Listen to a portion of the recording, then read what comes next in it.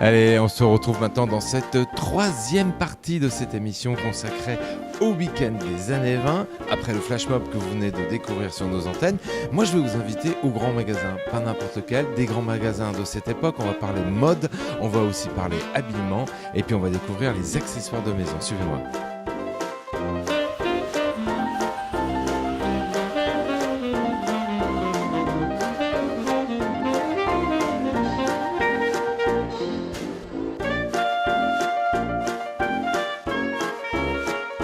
Alors on va découvrir avec toi Philippe cette tradition de métier de barbier. C'est très ancien, c'était très ancien le métier de barbier. Et les barbiers étaient d'abord aussi chirurgiens. Ah oui. Oui, le plus célèbre des barbiers qu'on ne connaît pas, c'est Ambroise Paré, le grand chirurgien. Voilà. Pourquoi ? Parce qu'il maniait quand même des choses assez dangereuses. Il fallait savoir s'en servir, c'était du vrai scalpel. On passait beaucoup de temps à s'occuper de son apparence, Oui, les gens qui avaient une certaine aisance, passaient beaucoup de temps à leur apparence. Oui, ça c'est sûr. Ça c'était important. Bah, écoute Philippe, merci beaucoup de cette présentation que l'on pouvait découvrir. Et ben nous on va aller continuer ici dans cet espace. Merci Philippe. Merci, on va continuer. Les gars, ils faisaient ça comme ça, clac. Et pendant ce temps-là, on avait le temps de tuer la personne.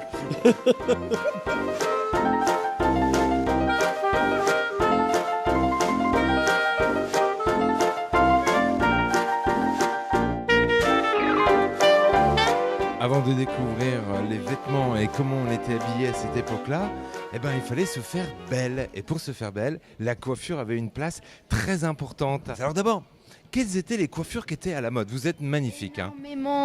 Énormément de crans. Comme là, je vais le faire, c'est beaucoup de plaquage.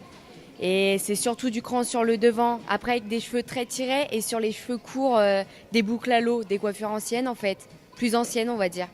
Et alors, est-ce que ils n'avaient pas les mêmes produits que nous, on a aujourd'hui pour faire tenir, pour faire boucler.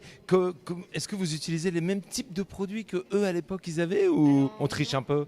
On triche un peu parce que c'est vrai qu'ils faisaient tenir un cran vraiment, on va dire, parfait.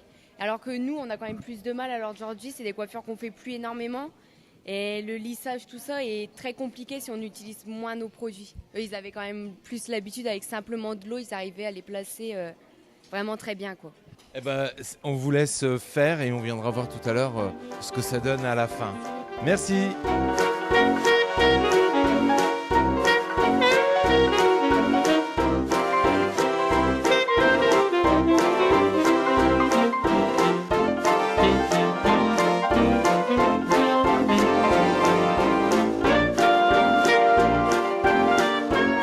Aujourd'hui, spécialement, on est dans cette galerie et tu nous fais découvrir un café avec une méthode un peu particulière.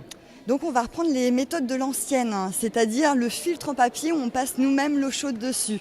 Alors à l'époque, dans les années 1920, évidemment, c'était pas encore des filtres en papier, c'était souvent des filtres permanents ou la grosse chaussette. On a tous entendu du café chaussette. Ça existait vraiment ? C'était pas réellement une chaussette, mais ça s'y apparentait énormément, oui, tout à fait. Donc en fait, on va mettre une certaine quantité de café dans un filtre en papier qu'on aura préalablement mouillé. D'accord. Et on verse de l'eau chaude. D'accord, mais il fallait avoir son temps quand même. Un petit peu de temps, mais en même temps, le matin, aujourd'hui, quand on appuie sur la cafetière électrique, elle met facilement 5 minutes à passer. Ouais. Là, pour te préparer ton café, j'ai mis 2 minutes, le temps d'expliquer un peu le café.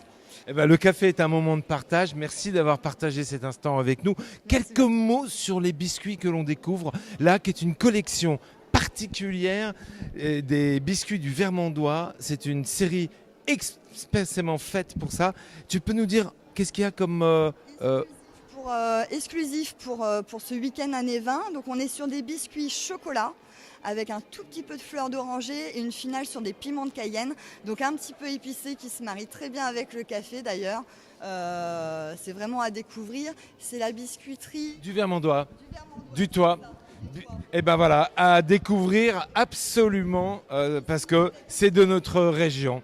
Merci beaucoup Elodie. Merci. Allez, un petit café puis on va aller à la rencontre de Christine. Merci.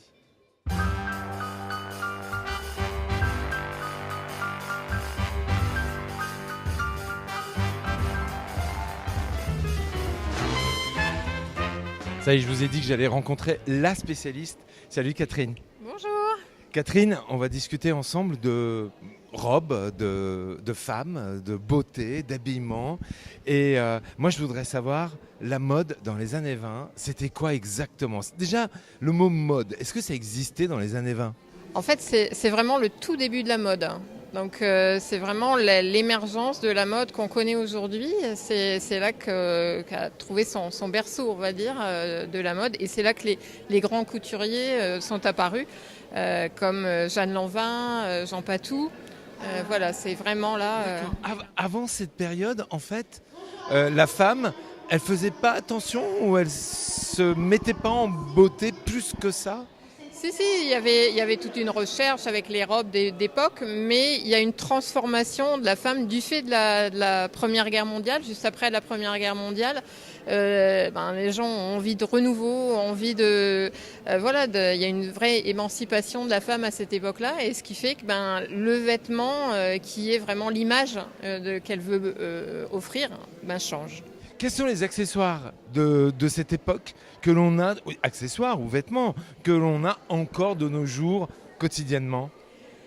Quotidiennement, Tu nous parlais de salopette par exemple. Oui, c'est un fait de guerre. La salopette est arrivée au moment où la femme a dû prendre la place de l'homme parti au combat, ou non revenu d'ailleurs, et ce qui fait qu'elle a dû prendre les vêtements de son mari et porter les salopettes.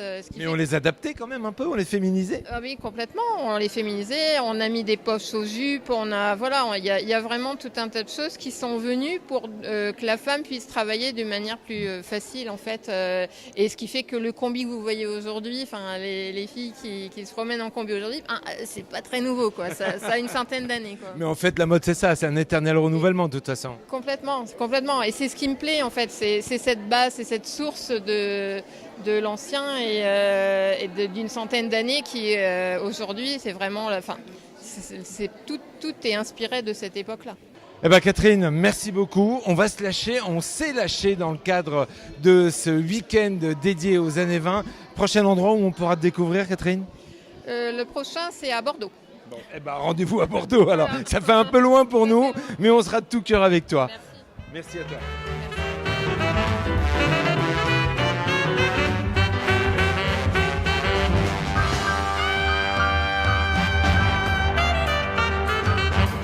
Alors Jérôme, ça fait quoi de se faire raser par quelqu'un d'autre? C'est très appréciable. Tu te vois faire ça, qu'on te fasse ça tous les matins? Ça serait bien, ouais. T'aimerais bien, hein? Oh oui.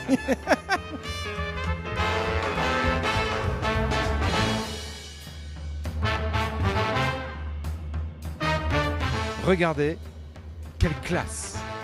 Vous avez une classe incroyable. Merci infiniment. Alors, mais ce qui me surprend, c'est la manière dont c'est agencé, la manière dont c'est mis en place, la manière dont chaque petit détail a son importance. Oui, mais là, j'y suis pour rien. C'est une costumière derrière le rideau qui m'a pris en charge et qui a fait tout ce qu'il fallait. Puis après, derrière, vous avez ce qu'il faut pour faire les maquillages, il y a les coiffures et tout, c'est extraordinaire. Non, c'est très, très bien organisé. Et en fait, vous savez, il y a des gens, on dit, ils ont la gueule pour quoi. Vous voyez ce que je veux dire? Oui. On a le sentiment que vous êtes sorti de cette époque-là, monsieur, si je peux me permettre. C'est une époque que j'aime bien, c'est sûr.